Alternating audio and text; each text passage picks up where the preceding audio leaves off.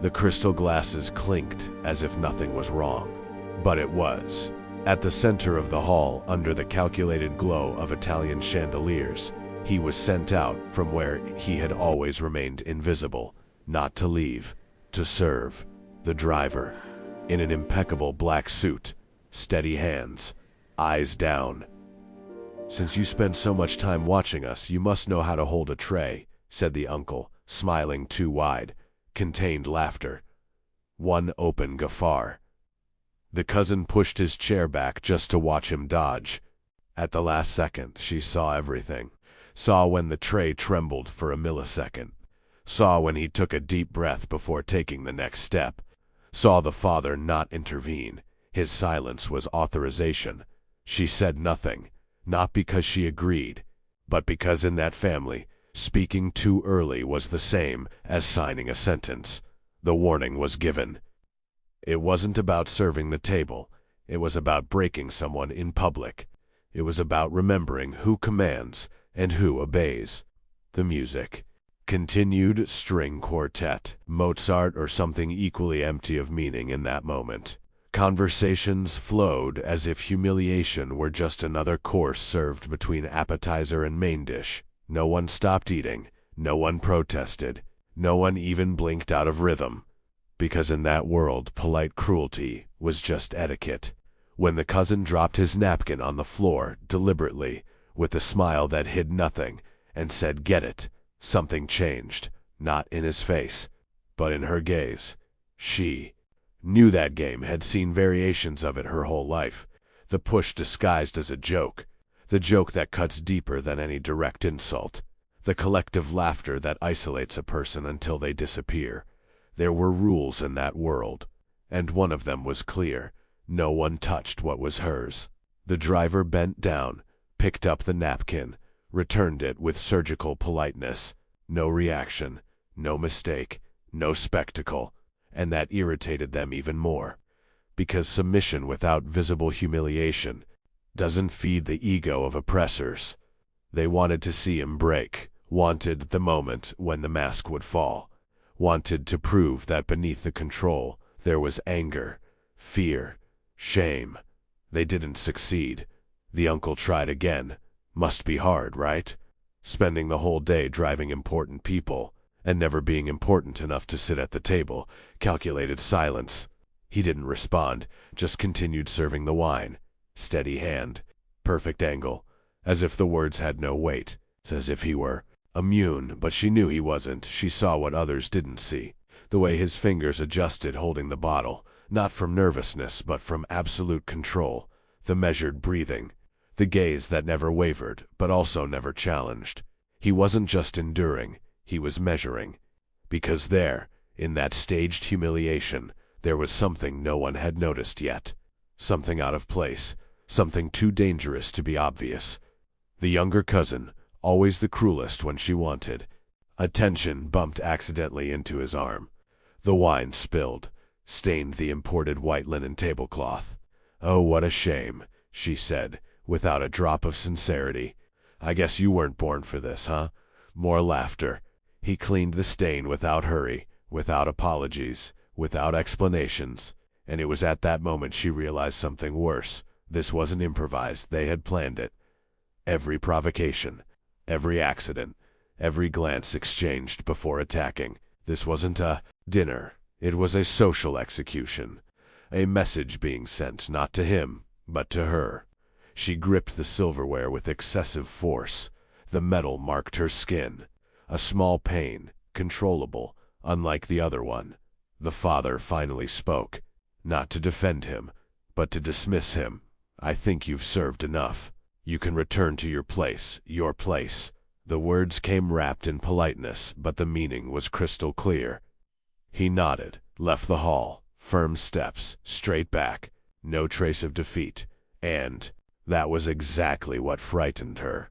Because in that world, those who don't show wounds are either dead inside or are guarding something much bigger.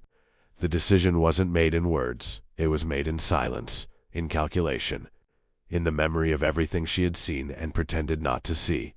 That night someone thought they were teaching a lesson, but unknowingly, They placed the first piece in a game that could no longer be stopped, because public humiliation is never just about the victim.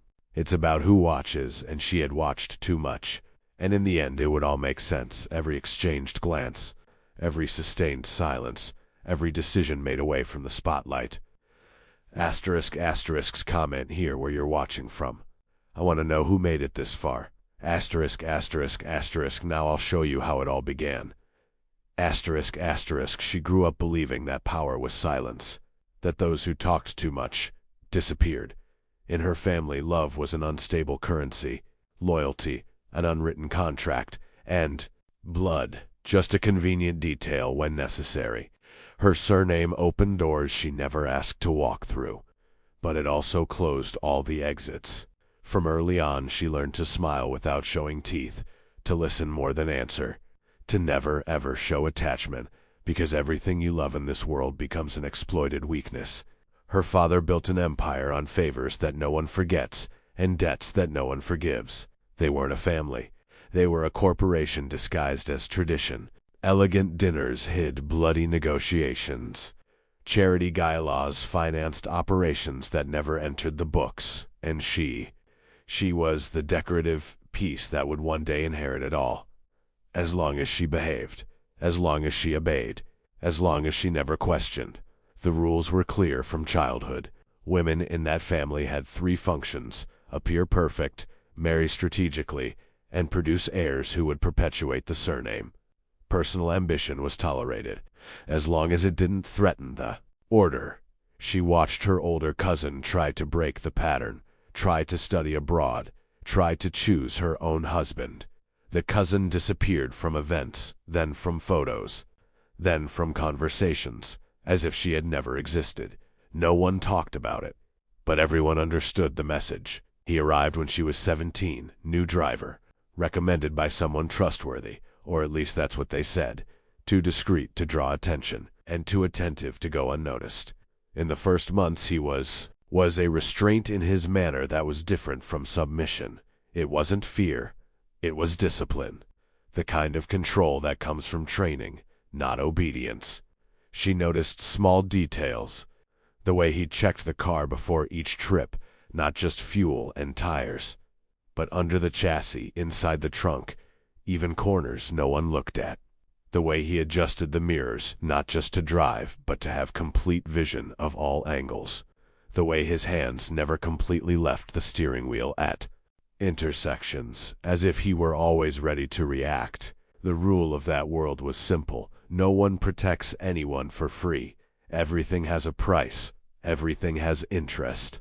Everything hides something. Still, things began to change. Routes that should have been direct began to have inexplicable detours. Delays that had perfect justifications. Dangerous nights that ended without incidents when everyone expected the opposite. She noticed, but didn't ask. Because in that family, questions cost dearly, and answers cost even more. He never crossed boundaries, never crossed the invisible line between professional and personal, but he was always 2 seconds ahead of any problem, as if he knew things he shouldn't know. Once, returning from an event where she was introduced to men too old and too interested, the car stopped in a place that wasn't on the route. She was about to ask. He said first, just a minute. 30 seconds later, a car passed at high speed down the street they should have taken. Dark windows, covered plate. She didn't comment, neither did he, but something remained. A silent certainty. That wasn't luck. That night at dinner, while he served the table and was humiliated before everyone, something old returned to her memory. A phrase she heard as a child, hidden behind her father's office door, while he argued with someone on the phone. Some people aren't what they seem. They're what they hide. At the time, she thought her father was talking about enemies, about infiltrated traitors, about dangerous people disguised as allies. But now it was starting to make sense in another way.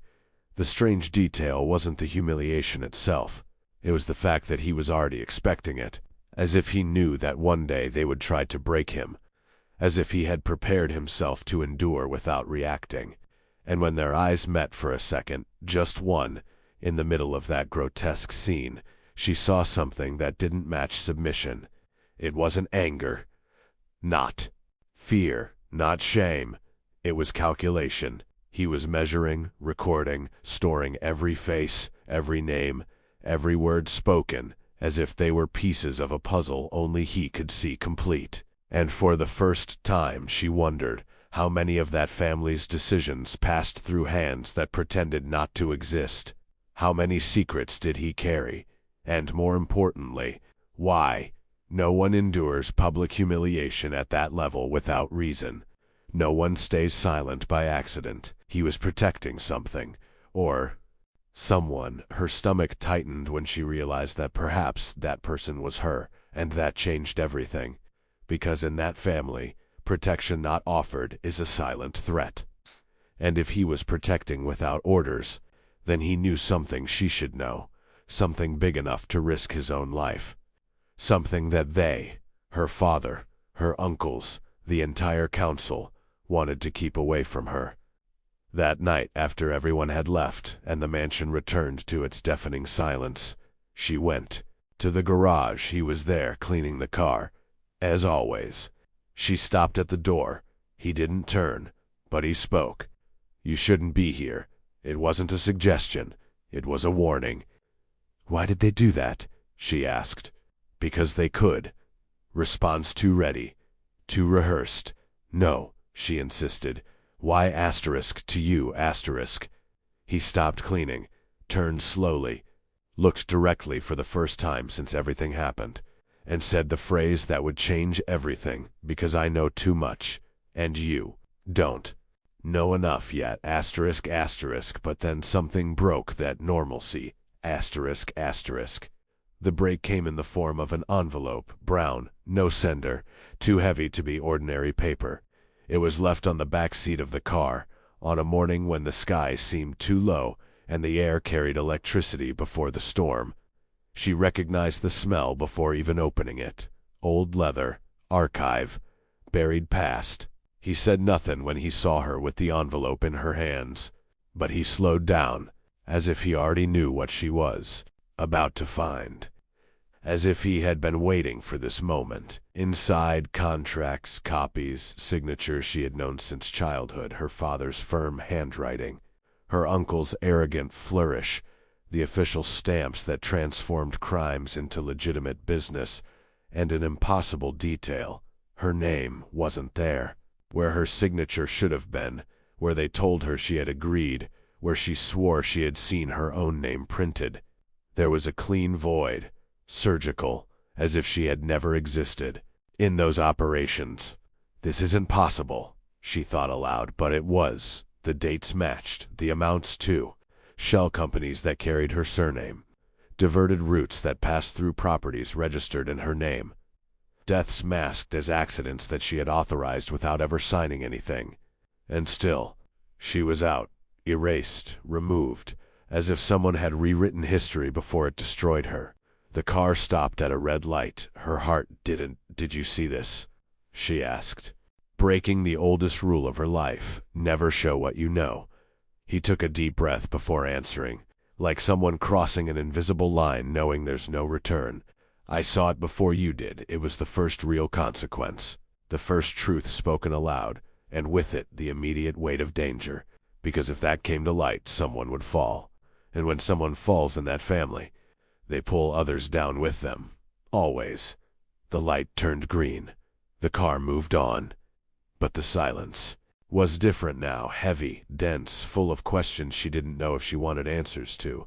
Why? Her voice came out lower than she wanted, more vulnerable. He didn't answer immediately, just turned onto a street that wasn't on any route, parked in a place hidden enough not to be seen, but open enough not to be trapped. Tactics.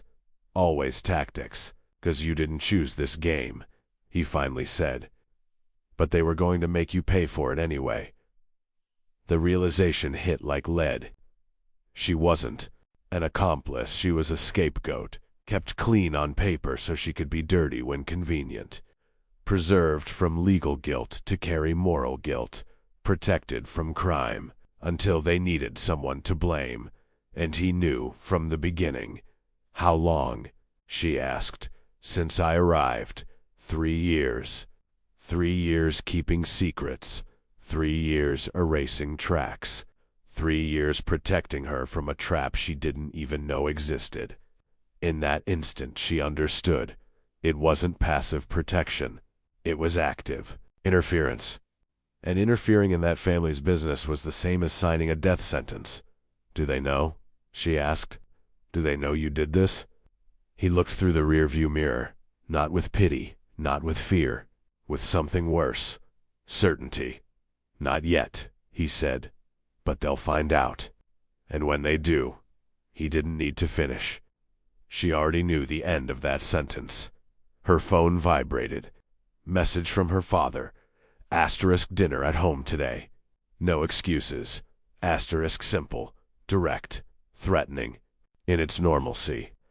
Because in that family, mandatory invitations always came before irreversible decisions. She showed him the message. He read it, didn't react, just started the car. "Are you going?" he asked. It was the first time he gave her a choice, the first time the decision was hers.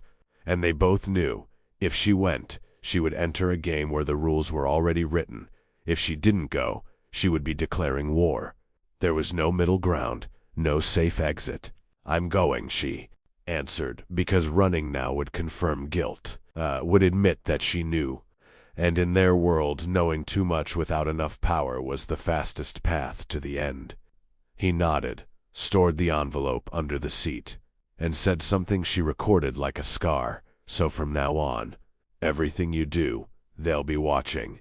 And everything you don't do, they'll be measuring."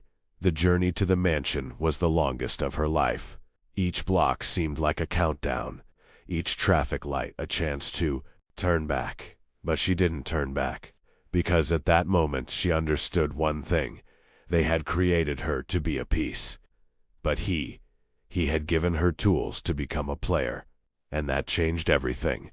When they arrived at the mansion gate, she hesitated before getting out, hand on the door handle, body frozen between the safety of the car and the danger inside. "If something goes wrong," she said without looking at him, "will you leave?" Silence. She turned. He looked at her through the rearview mirror, firm eyes. Decision made? No, one word. But it carried the weight of a promise neither of them should make. She got out of the car. The door closed with a sound too final, and as she walked toward the entrance she felt his gaze on her back. Protection. Or witness.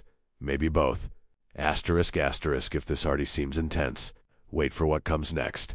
Asterisk, and this is where she realized there was no going back. Asterisk, chapter 4. Escalating tension. After the envelope, the silence became too loud. Every corridor in the mansion seemed to listen, every camera to watch, every polite greeting to measure distances. She began to notice patterns.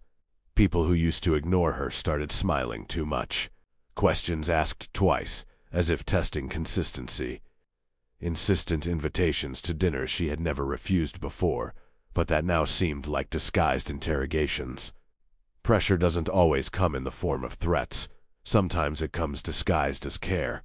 "You look pale," said her aunt, touching her arm for too long. "Maybe you need to rest. Away, a few days out. To clear your mind." Away, in that vocabulary, meant off the board, isolated, vulnerable.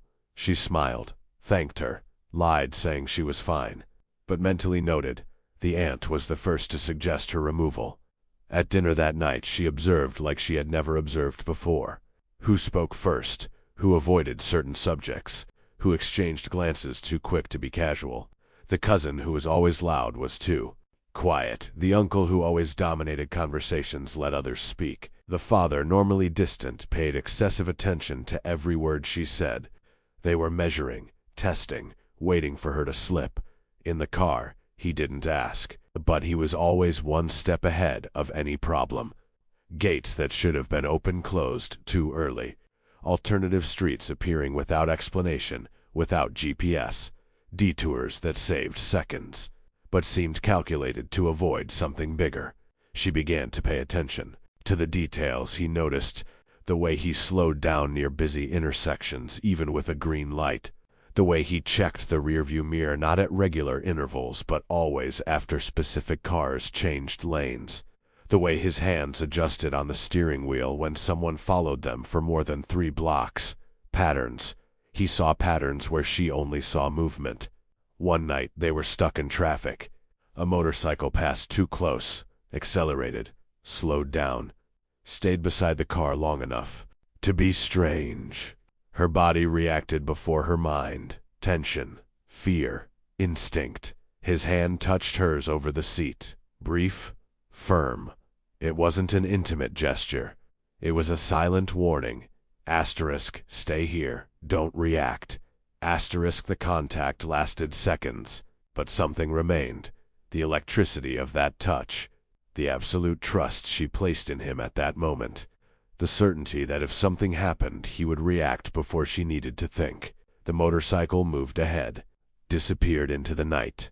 Coincidence or Tess? She could no longer distinguish. The tension was no longer just outside, it was between them, in the heavy air inside the car, in the way he adjusted the rearview mirror, not to drive, but to make sure she was okay, in the silence that stopped being comfortable and became electric.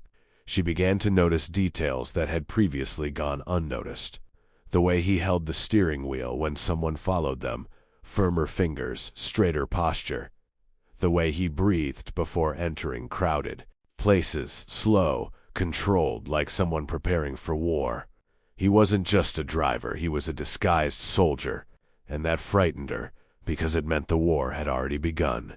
She thought the envelope had solved everything, that now she knew enough to protect herself. But knowing only increases fear when you still don't know asterisk who asterisk is watching. That night she found her room ransacked, nothing taken, nothing broken, everything out of place. Drawers opened at the wrong angle, clothes folded differently, books that weren't in the order she left them. Even the position of the lamp had changed just centimeters, but enough for her to notice. A clear message. Asterisk, we know that you know. Asterisk, her blood froze. Because ransacking a room wasn't about finding something, it was about sending a message. Asterisk, we're watching. Asterisk, asterisk, we're close. Asterisk, asterisk, and you're not safe even here. Asterisk, she grabbed her phone. Thought about calling him, but stopped. Because if they were watching her, they were watching him. 2. She went down the stairs slowly. Each step seemed to betray her presence. Each shadow carried suspicion. He was waiting in the car, engine running. Gaze too attentive to be casual, as if he knew something had happened. She got in without saying anything. He pulled away before she completely closed the door. They're moving, he said, without looking at her. It wasn't a question, it was a statement. How do you know? She asked. Because I would do the same. The coldness of the response. Cut. He wasn't improvising, he was anticipating. Like someone who had played this game before. What do they want? Her voice came out weaker than she'd like. He turned onto a dark street, parked in a place without cameras, turned off the engine, turned to her, and said the truth she didn't want to hear. They want to know what you know, and how far you're willing to go. Silence. Heavy. Suffocating. And you? She asked. How far asterisk are you asterisk willing to go? He held her gaze. Didn't look away. Didn't hesitate. As far as necessary. That wasn't a declaration of love. It was a promise of war. And for the first time she felt something she had never felt near him.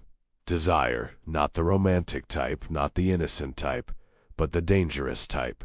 The type that's born from absolute trust, from shared fear, from the certainty that if the world collapsed, he would be there. The proximity became dense, the space between them too small. She could feel his breathing. He could feel hers. And both knew crossing that line would be irreversible, because mixing protection with desire was the fastest way to lose both. She pulled back. So did he. But something had changed, and they both felt it. That night she received the message that confirmed what she feared. Her name had finally appeared on a contract. Forged signature, fabricated consent, today's date. They were no longer protecting her, they were incriminating her. Asterisk, asterisk, I thought that was the worst moment. She was wrong. Asterisk, asterisk, asterisk, asterisk. Subscribe to the channel so you don't miss the next chapters of this story. It's going to get much more intense.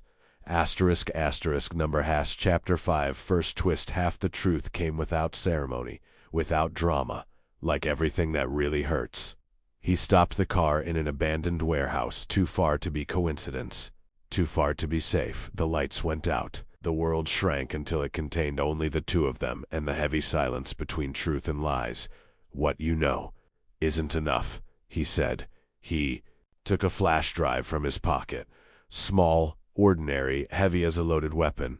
He connected it to the tablet he kept hidden under the seat. The screen lit up. Files, folders, names she recognized, dates that made sense, amounts that explained fortunes. There were the contracts she had already seen in the envelope, and others, older, deeper, dirtier. Her father, her uncle, cousins she had defended in silence for years, allies she greeted at dinners, partners she called family, and among them, a line that changed everything. Operations canceled at the last minute, routes altered without official explanation. Deaths that were avoided, but should have happened. She recognized a pattern. All the changes coincided with one thing, her presence, when she was in the car, when she was going to be in a certain place, when her name was connected, even remotely, to that operation. You did this, she said, not as a question, as a statement. He nodded, without pride, without regret, just fact. Not to save the family, he continued, to get you out of the blast radius. That's when her world turned. She wasn't the silent accomplice they thought she was. She wasn't the obedient heiress waiting her turn.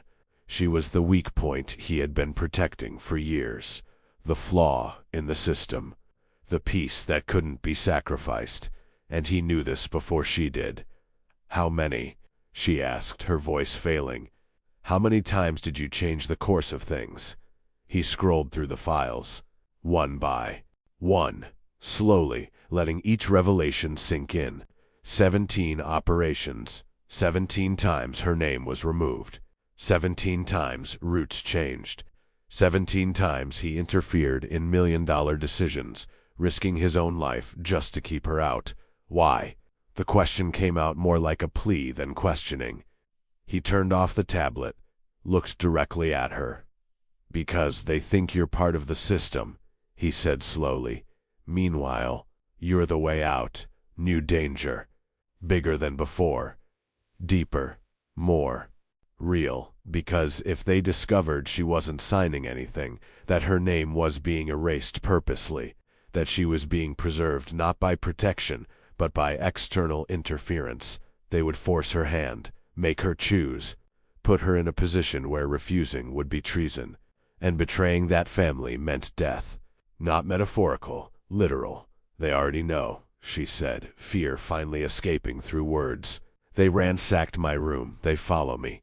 They test my every move. They don't know yet, he corrected. They suspect. But suspicion isn't proof. And without proof, there's still time. Time for what? He put away the flash drive, started the car again. For you to decide which side you're on. The phrase fell like a sentence, because until that moment she had lived in the illusion that she could be neutral, that she could inherit the empire without dirtying her hands, that she could be powerful without being guilty. But neutrality was a privilege of those not in the game, and she always was. She just didn't know it. The journey back was silent, but her head was screaming. Every choice led to an abyss.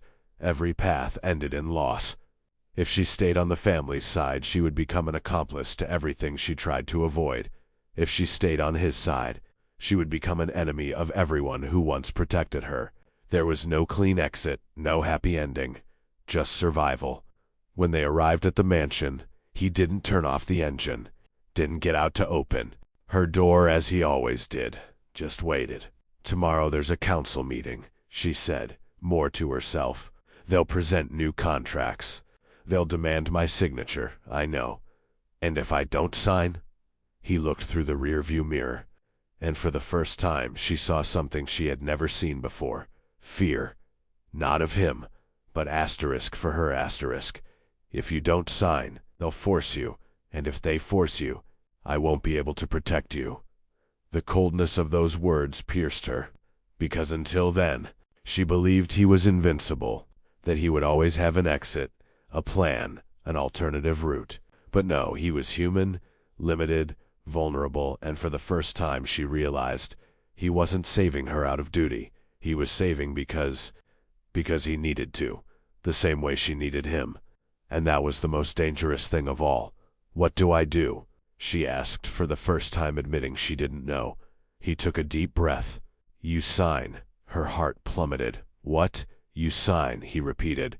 "But you sign wrong. Small errors, imperceptible, enough to invalidate later if necessary." He was teaching her to play. Not to win, but not to lose everything at once. "And after," she insisted, "after, we find out who else in this family wants out, and we build something new." It wasn't a perfect plan, but it was the only one they had. She got out of the car, pieces beginning to fit together, fear giving way to something worse, determination. Before closing the door, she stopped, looked at him. "One last time. If this goes wrong, it won't." He cut her off, but his eyes said something else. They said, "Asterisk, if it goes wrong, we fall together." Tall's asterisk, and strangely, that certainty brought more comfort than any promise of safety. She closed the door, walked to the mansion entrance, didn't look back, but felt his gaze, felt the silent promise. The real secret was still buried. But now she knew enough to understand. She wasn't being spared. She was being prepared, and the war had already begun. Asterisk, asterisk, and now I need to tell you what no one told her. Asterisk, asterisk. The tension stopped being strategic. It became personal. It wasn't a touch, not a kiss. It was their absence. The space between them began to weigh more than any approach. Silences too long. Glances that lasted a second beyond necessary. Desire doesn't ask permission. It just appears. When it shouldn't. She knew exactly what was at stake. So did he. That night, after the council meeting where she signed the contracts with the calculated errors he taught, they returned by the longest route, without explanation, without destination, just driving. The city passed by the windows like a silent film. Lights, shadows, life happening outside while inside the car. Everything was suspended. "This can't happen," she said one night, more to herself than to him. The car was stopped, engine off. The world reduced to that space too small to contain everything that wasn't being said. "I know," he replied. But he didn't move away. The proximity wasn't physical, it was emotional. More dangerous. She depended on him to live. He depended on her to justify everything he had done. Too much trust to be professional. Too little distance to be safe. And somewhere between protection and need, something had transformed. She began to notice things she shouldn't notice. The way his hands held the steering wheel, firm, controlling, but gentle when they touched hers by accident. The way his voice changed imperceptibly when he spoke to her, lower, more careful, as if each word needed to be measured. His silence was never empty. It was full of everything he chose not to say, and she began to hear those unspoken words. At a red light, their fingers touched over the gear shift. Accident, coincidence, neither moved. The light turned green. He drove with his left hand. The right remained where it was. Too close to hers, not touching, but close enough to feel the warmth. "Have you ever been afraid of something you wanted?" asked, breaking the silence. He didn't answer immediately. "Every day," he finally said.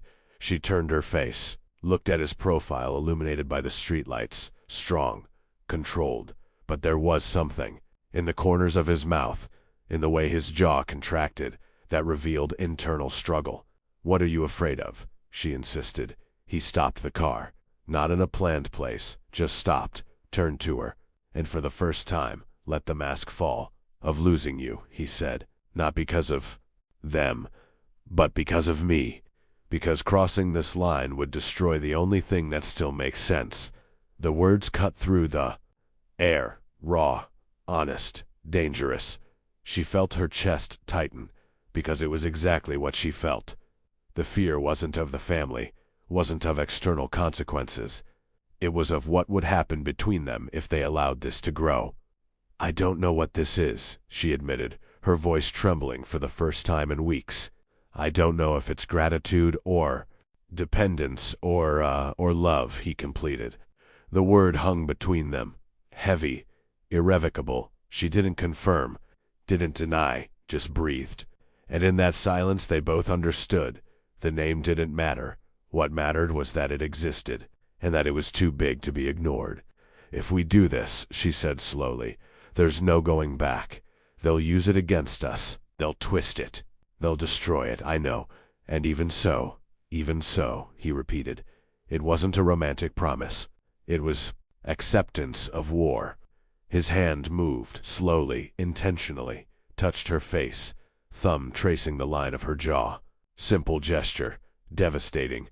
She closed her eyes, allowed herself to feel that for 3 complete seconds, then pulled away. "Not yet," she said. "We can't yet." He nodded, withdrew his hand. But something had been sealed in that almost. That night she received the message that confirmed what she feared. It didn't come from her father, not from her uncles. It came from an unknown number, a photo, her and him, in the car. Traffic light illuminating the moment their fingers touched. Below the photo, a sentence. Asterisk, be careful what you protect. It can become your weakness. Asterisk, her blood froze. Because it wasn't a vague threat. It was a specific warning. They knew, not everything, but enough. And they were waiting for her to take the next step to use it against her. She showed him the message the next morning. He read it. His face didn't change. But she saw the way his fingers closed around the phone. Saw his breathing pause for half a second. "They're accelerating," he said. "What do we do?" He returned the phone. "We decide," he said. "Now, if this between us is real, or if it's their tactic to separate us." The question was a trap, because any answer would change everything. If she said it was real, she became vulnerable. If she said it wasn't, she lost the only ally she had.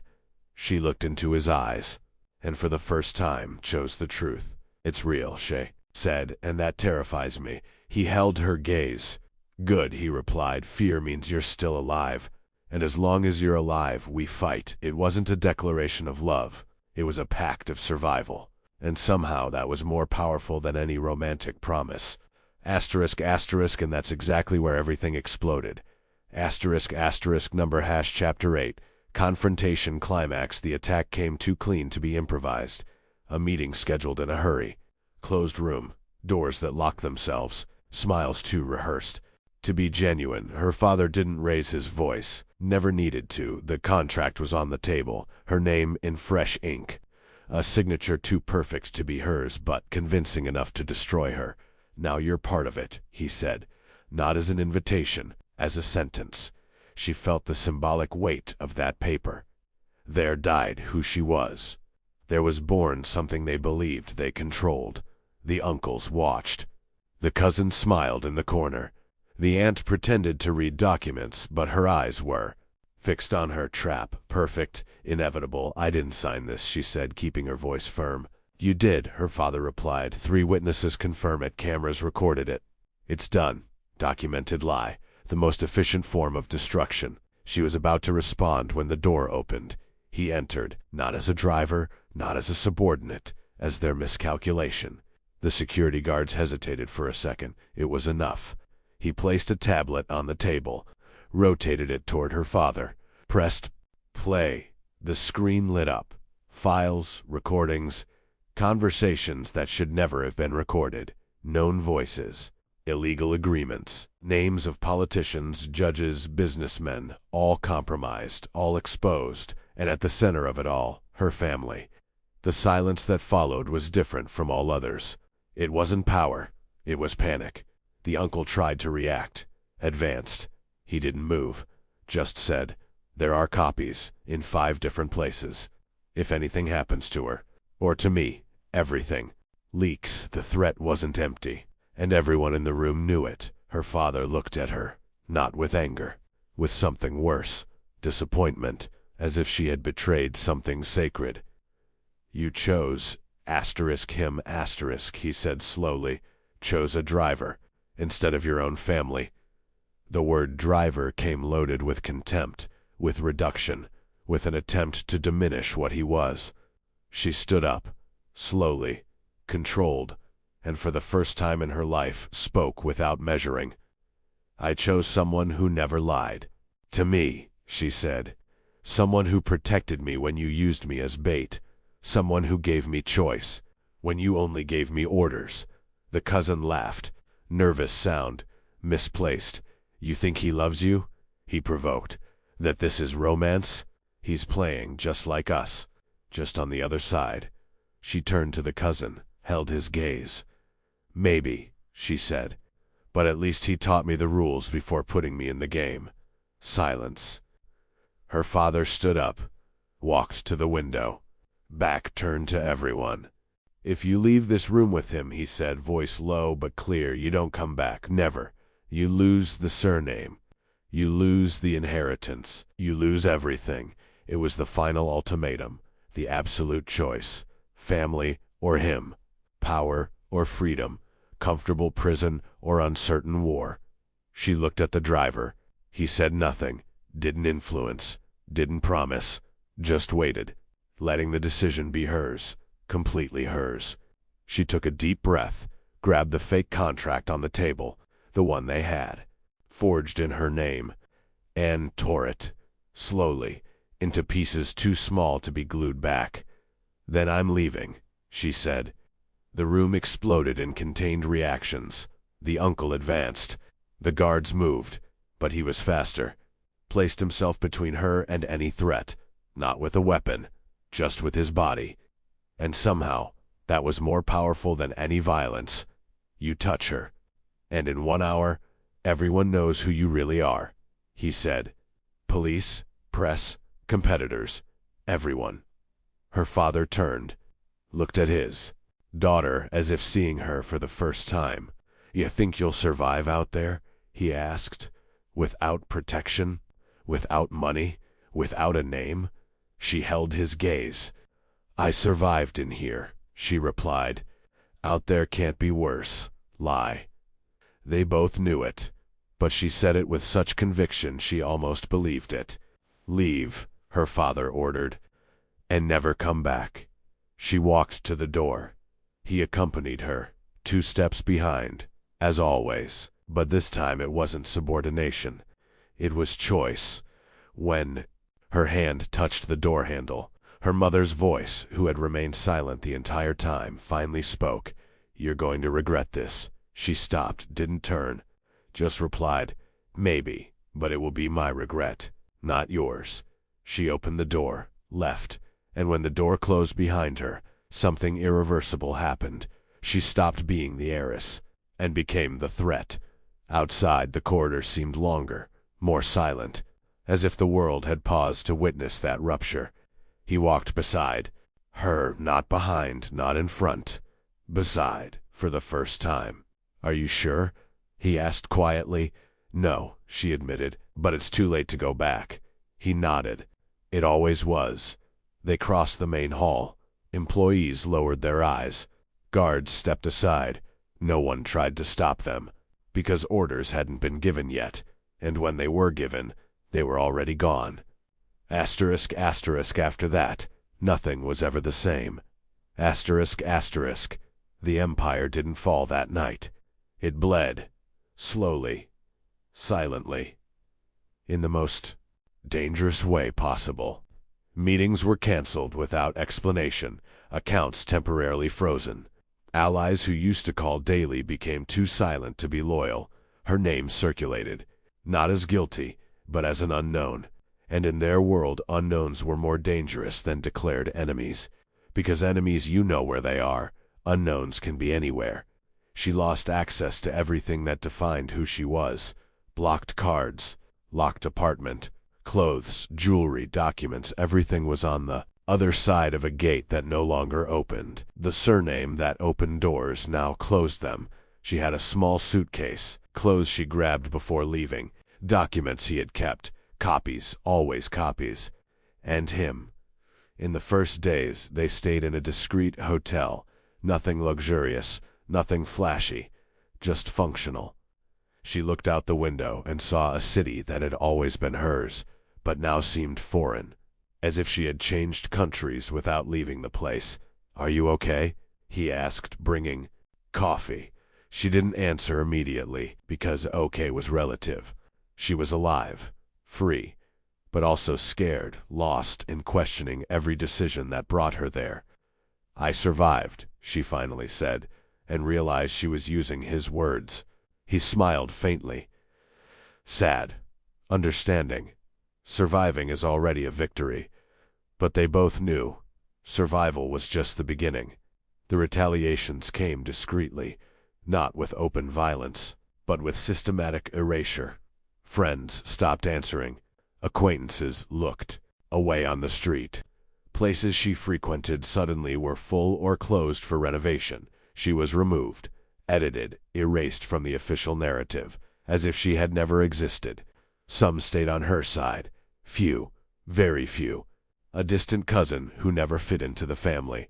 A lawyer who owed favors to her father, but had a conscience. A childhood friend who saw everything from outside and chose to believe her. Small victories, insufficient, but real.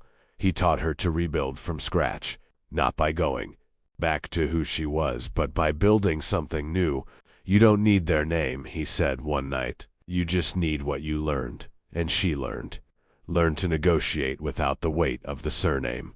To build credibility based on competence, not inheritance. To identify who was loyal by choice, not by fear.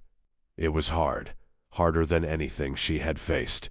Because for the first time, she had no safety net. If she fell, she would really fall. But also, for the first time, every victory was hers. Small achievements. A contract closed using a false name. A partnership formed with people who didn't know where she came from. A bank account that grew penny by penny. Nothing compared to what she had before, but infinitely more valuable because it was hers. He stopped driving, started sitting beside her, still protective, still attentive, but no longer subordinate. Partner. The dynamic between them changed, not drastically, but in details. The way he asked for her opinion before acting. The way she consulted him before deciding. The trust that no longer needed hierarchy to exist. They still hadn't crossed the physical line, but, emotionally, they had been on the other side for a long time. One night, after an especially difficult day where an almost closed deal fell through because of her past, she broke down, not in tears, but in words. "I don't know if it's worth it," she admitted, "rebuilding everything, just to never have what I had." He listened in silence, then said something she would never forget. "You never had what you think you had. You had a golden cage. Now you have open sky. It's scarier, but it's real." She looked at him and realized he knew exactly what he was talking about, because he had also lost something, had chosen something, had rebuilt. "Do you regret it?" she asked. "Everything you did, protecting me, interfering." He held her gaze. "Every day." The answer hurt, but then he continued, "I regret not doing it sooner, not giving you choice earlier, waiting until it was almost too late." Silence. She held his hand. For the first time, without fear, without hesitation, just connection. The victories kept coming, discreet, progressive, insufficient for public celebration, but big enough to change the trajectory. She closed a contract worth more than pride, worth autonomy, built something small, but solid, something that didn't depend on a surname, something that was pure competence. And when the first real profit came, not millions but enough, she realized something. She didn't miss the empire, she missed the illusion of belonging. But true belonging she had found elsewhere. Nothing was free. She lost automatic protection, lost comfort, lost the certainty that no matter what happened, there would be someone to solve it. But she gained something more dangerous, autonomy, the ability to make mistakes and bear the consequences, the freedom to choose and live with the weight. and that, she discovered, was worth more than any inherited fortune. One afternoon, 6 months after leaving, she received a message. Unknown number, but she recognized the style. Asterisk, you proved your point. The door is still open. You just need to ask. Asterisk signed, Father. She read it 3 times, showed it to him. What do you want to do? He asked. She thought, weighed, and deleted the message. Nothing, she replied. I don't need their door anymore. And it was true. Asterisk, asterisk, if you made it this far, you already know. There's no return after you see the game from the inside. Asterisk, asterisk, number hash chapter 10, epilogue, plus hook. They still call her by the same name, but they don't see her the same way anymore. The mansion still stands, the chandeliers still shine. The dinners continue on schedule, with the same empty conversations and the same calculated smiles. Except now, she's not there, and her absence weighs more than her presence ever did. Because she didn't just leave, she proved it was possible to get out, and that in their world is the unforgivable sin. 6 months turned into a year turned into 2. She built something small but solid, a discreet consultancy. Clients who seek her out not for the surname, but for the reputation she built alone. No glamour, no spotlight, just silent competence and sharp lucidity. He's beside her, not behind, not below. Partner, in the fullest sense of the word. They never made this a fairy tale romance. Never had the big cinematic moment, just chose to stay. Every day, again and again. The line between protection and love was crossed without announcement, in a moment so natural that neither can say exactly when it happened. Maybe on the day she came home, a modest apartment, but asterisk hers asterisk, and found him cooking. Maybe on the night they discussed strategy until 3 in the morning, and realized they trusted each other more than any plan. Or maybe in that silence in the car, years ago, when everything was still impossible, but already inevitable. It doesn't matter, because what they have doesn't need a start date, just continuity. She learned something the family never taught. True power doesn't come from how much you control. It comes from how much you choose to let go, and how much you build with your own hands. Today, when she runs into people from that old life, some look away, others wave uncomfortably, few stop to talk. She doesn't miss it, because she learned the difference between bought loyalty and chosen loyalty. And chosen always wins. Her father tried to make contact 3 times after that message. Offers, proposals, attempts at reintegration disguised as concern. She refused them all, politely, firmly, without anger, but without openness. Because forgiveness doesn't mean return, and peace doesn't mean reconciliation. One afternoon she received unexpected news. Her cousin, the one who disappeared years ago for trying to break the pattern, got in touch, alive, rebuilt, on the other side of the world. They talked for hours, and for the first time she understood. She wasn't the first to leave, just the first to leave and remain visible. And that changed everything, because it meant she wasn't an exception. She was a possibility. Others could follow, and maybe they already were. He watches her while she works, sometimes smiles without her noticing. What are you thinking about? She asks, without taking her eyes off the screen. That you were dangerous before, he replies, but didn't know it. She turns, raises an eyebrow, and now you know, he says. And that scares them much more than any fortune. She smiles, because it's true. She doesn't have the money she had, doesn't have the name that opened doors, doesn't have the automatic protection the surname guaranteed. But she has something she never had before: clarity. She knows who she is, knows what she wants, knows the price she's willing to pay. And she knows, above all, that real power isn't inherited. It's conquered, silently, daily, choice by choice. One ordinary night, he asks, do you regret it? She doesn't hesitate. Leaving? Never. And everything you lost? She thinks, honestly. I didn't lose, she finally says. I traded, and what I gained is worth infinitely more. He pulls her close. Simple, without drama. And in that embrace she feels something she'd never felt in that huge mansion, full of luxury and empty of truth, belonging. But there's something she still doesn't know, something that's moving in the shadows of that empire she left behind.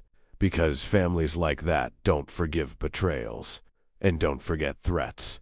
The message arrives on an ordinary Tuesday, not to her phone, to his. Private number, short text, asterisk she left, but you still owe. And debts are always collected, asterisk he reads it, deletes it, doesn't comment because some wars never end, they just pause.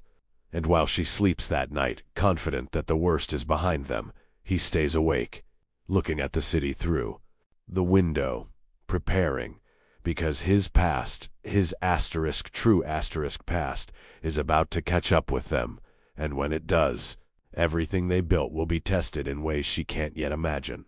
But that is a story for another day.